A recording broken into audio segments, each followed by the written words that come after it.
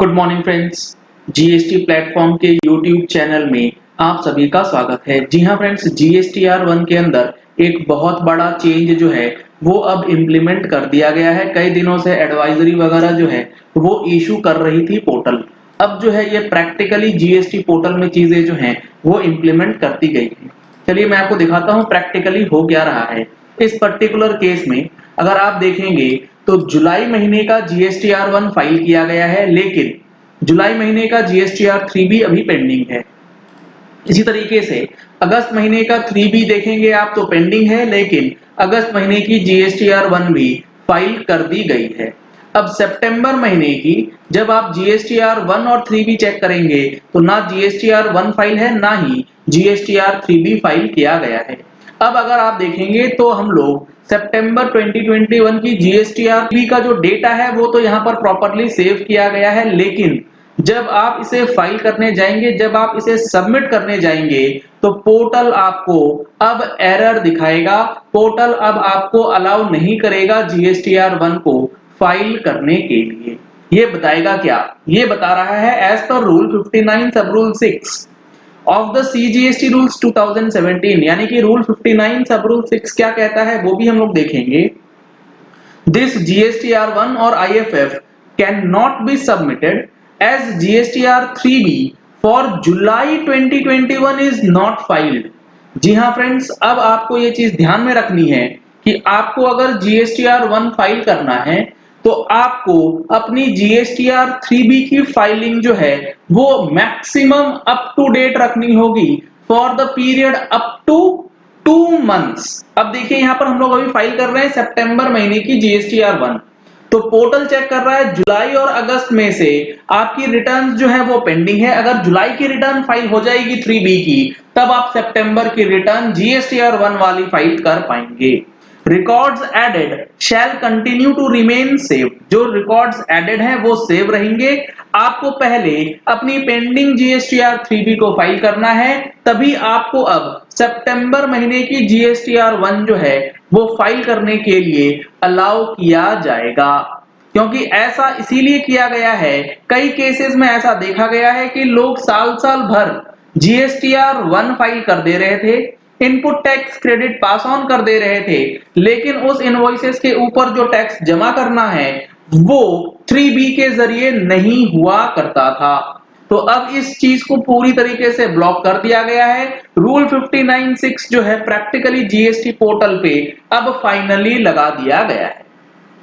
आपने अगर हमारी मंथली टैक्स मैगजीन पढ़ा हो तो उसके अंदर भी हम लोगों ने इस चीज के बारे में ऑलरेडी डिस्कस किया था कि आपको अपनी जीएसटीआर 3B जो है वो बिल्कुल ड्यू डेट से पहले फाइल करनी है, अदरवाइज नहीं तो ये सारी प्रॉब्लम्स जो है आएंगी। अगर आप लोगों ने अभी तक मंथली टैक्स मैगजीन का सब्सक्रिप्शन नहीं लिया है तो मंथली टैक्स मैगजीन की सब्सक्रिप्शन के लिए नंबर्स आपको स्क्रीन पे दिए गए हैं। इन नंबर्स पे कॉल करके व्हाट्सएप करके आप GST and income tax magazine की डिटेल्स ले सकते हैं। अब अगर आप देखेंगे तो रूल 59 जो है वो कहता है form and manner of furnishing details of outward supplies, जिसमें ये बताया गया है कि आपको जीएसटीआर 1 जो है वो फाइल करना होता है। इसका सब रूल 6 ये क्या कहता है? सब रूल 6 कहता है not with standing anything contained in this rule, यानी कि इस रूल में कहीं कुछ भी लिखी हो बातें उससे कोई फर्क नहीं पड़ता। ये जो क्लॉज है ये लागू होगा। A registered person shall not be allowed to furnish the details of outward supplies of goods or services or both under section 37 in form GSTR 1, यानी कि वो रजिस्टर्ड पर्सन जो कि GSTR 3B if he has not furnished the return in 3B for preceding 2 months, अगर आपने पिछले 2 महीने की GSTR 3B को फाइल नहीं किया तो अब आपको जीएसटीआर 1 जो है वो फाइल नहीं करने दिया जाएगा। ये रूल 59(6) का क्लॉज ए कहता है फॉर मंथली जीएसटी फाइलर्स। और ये जो 2 महीने का टाइम पीरियड है इसे भी अब चेंज कर दिया गया है। 2 महीने की जगह पे 1 महीने ही कर दिया गया है, यानी कि 1 महीने की 3B अगर पेंडिंग है तो अब आप अपनी जीएसटीआर 1 और आईएफएफ जो है वो फाइल नहीं कर पाएंगे। 1 महीने वाला जो टाइम पीरियड है वो फिलहाल अभी नोटिफाई नहीं हुआ है, इसीलिए 2 महीने वाला जो कंडीशन है वो पोर्टल पे लागू कर दिया गया है। लेकिन अगर आप क्वार्टरली फाइलर हैं तो वो रजिस्टर्ड पर्सन जो कोई क्वार्टरली फाइलर्स हैं उनको क्या करना है, he shall be required to furnish return for every quarter under the proviso to subsection 1 of section 39 shall not be allowed to furnish the details of outward supplies। अब आप अगर क्वार्टरली फाइलर हैं तो आपने अगर एक क्वार्टर की GSTR 3B को नहीं फाइल किया तो भी आपका जीएसटीआर 1 जो है वो ब्लॉक कर दिया जाएगा, क्योंकि यहां पर मेंशन कर दिया गया है if he has not furnished the return in 3B for the preceding tax period the facility for invoice furnishing facility or filing of details under section 37 in GSTR 1 will not be available। इसके अंदर एक और clause है clause C जिसका practically कोई relevance नहीं था, इसीलिए अब की जो जीएसटी काउंसिल की मीटिंग हुई थी उसके अंदर इस रूल को डिलीट भी कर दिया गया है। ये कहता क्या था, ये कहता था कि रजिस्टर्ड पर्सन जो कि रेस्ट्रिक्ट हो चुका है अपनी लाइबिलिटी को पेमेंट करने के लिए आईटीसी को इस्तेमाल करते हुए अंडर रूल 86B उसे भी नहीं अलाउ किया जाएगा जीएसटीआर 1 को फाइल करने के लिए या फिर इनवॉइस फर्निशिंग फैसिलिटी को फाइल करने के लिए if he has not furnished the return in 3B for the preceding tax period.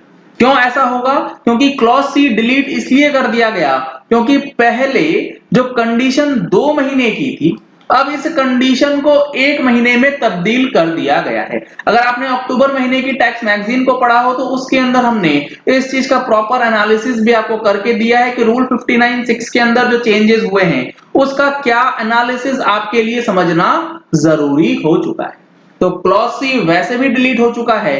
अब आपको ध्यान ये रख लेना है कि 2 महीने का जब तक पोर्टल नोटिफाई नहीं कर देता है तब तक चलेगा, उसके बाद 1 महीने की 3B पेंडिंग होगी, आपका जीएसटीआर 1 जो है वो ब्लॉक होने जा रहा है। तो अब आपको बहुत अच्छे तरीके से समझ लेना है कि 3B जो है वो फाइल होनी कितनी जरूरी है, अदरवाइज जीएसटीआर 1 के अंदर इनवॉइसेस जो हैं वो अपलोड होने के बाद भी फाइल करने का ऑप्शन जो है आपको नहीं मिलने जा रहा है। यहां पर डेटा अपलोड तो जरूर हो गया है लेकिन फाइलिंग की फैसिलिटी जो है वो तभी मिलेगी जब 2 महीने में से कोई भी 1 महीना का 3B जो है वो सबमिट कर दिया जाए और टैक्स का पेमेंट जो है वो बकायदा हो जाए। चलिए इस वीडियो को यही एंड करते हैं। आशा करते हैं कि आपको ये पॉइंट क्लियर हो गया होगा कि जीएसटीआर 3B की फाइलिंग जीएसटीआर 1 की फाइलिंग से किस तरीके के लिए लिंक कर दिया गया है और आपको अब अपनी जीएसटीआर 3B कब तक की फाइलिंग अपडेट कर लेनी। अगर आपने हमारे चैनल पे फर्स्ट टाइम ट्यून इन किया है तो चैनल को सब्सक्राइब करने के लिए नीचे दिया गया रेड कलर का सब्सक्राइब बटन प्रेस कर लीजिए, साथ में जो बेल आइकन है उसे प्रेस कर लीजिएगा ताकि वीडियोस की नोटिफिकेशंस आप तक रेगुलरली पहुंचती रहें। Thank you and have a nice day.